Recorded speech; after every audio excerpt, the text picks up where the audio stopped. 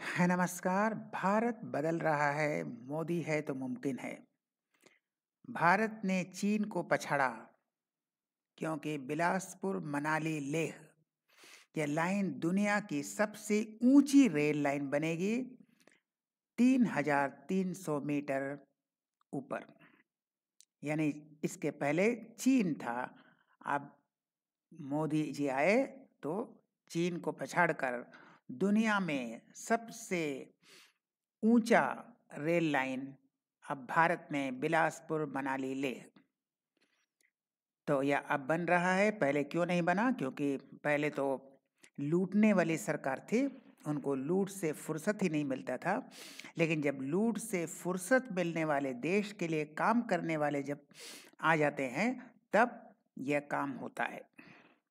तो यह काम आपके वोट की जीत है और मोदी जी पर विश्वास रखने वालों की जीत है, क्योंकि यह सबसे ऊंची रेल लाइन है। वरना वही लाल डायरी में पड़ा रहता पैसा, वहीं धीरज साहू के यहाँ से करोड़ों निकलता, ये कभी बनता ही नहीं। सब लूट खसोट के, चोरी लूट डकैती में रहते। तो देखिए कैसा यह है, सबसे ऊंचा 3,300 मीटर पर सबसे ऊंचा रेलवे लाइन किस तरह से बन रहा है। ये बनने का क्रिएशन का भी है, जिस तरह से लोग काम कर रहे हैं, जिस तरह से हम उठा रहा है। अब देखिए हरी झंडी, अब ये ट्रेन चल रहा है, कैसे कैसे रास्ते से चल रहा है, देखिए किस तरह से चल रहा है।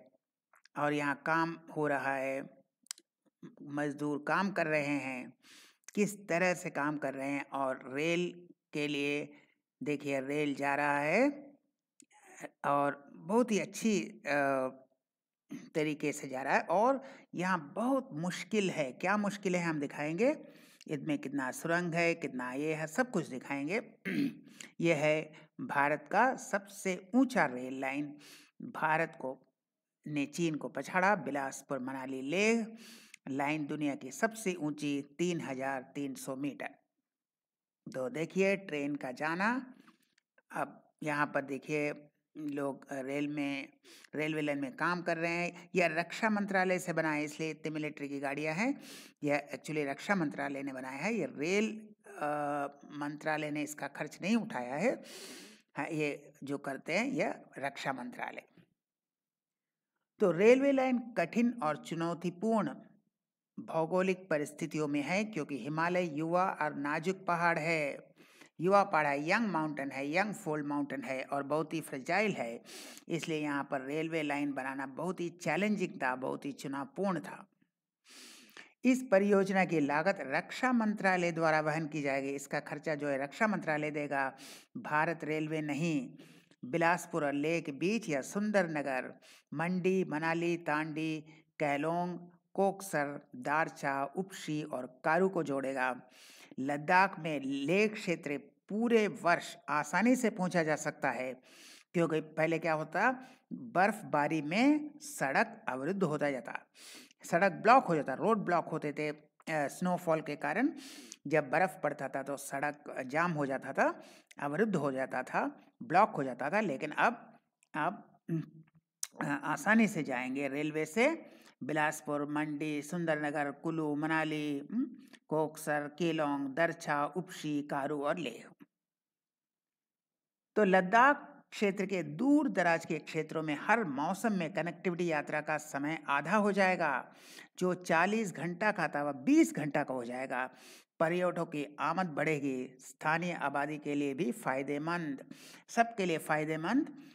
जर्नी का टाइम 40 घंटा से 20 घंटा, आपका पूरा यात्रा का समय कम हो जाएगा। और वहाँ पर पर्यटक भी बढ़ेंगे, टूरिस्ट भी बढ़ेंगे और वहाँ का बिजनेस भी बढ़ेगा।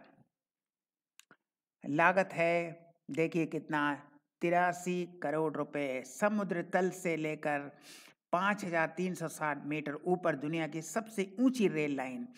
यह 465 किलोमीटर लंबे मार्ग, केलांग भारत का पहला भूमिगत रेलवे स्टेशन। इसमें कितना है, 74 सुरंगे, 124 प्रमुख पुल और 396 छोटे पुल। देखिए कितना चुनौतीपूर्ण है, कितना कठिन काम था। 74 सुरंगें हैं, 124 और 396 छोटे और बड़े पुल, 465 किलोमीटर का लंबा रास्ता, बहुत ही दुर्गम रास्ता। तो यह देखिए किस तरह से ट्रेन जा रहा है सुरंगों के भीतर। यह है सुरंगों के भीतर, यहाँ लोग काम कर रहे हैं, मजदूर काम कर रहे हैं, इसका निर्माण हुआ है। अब इसका आनंद लीजिए। देखिए हरी झंडी दिखाई जा रही है, ट्रेन चल पड़ा है।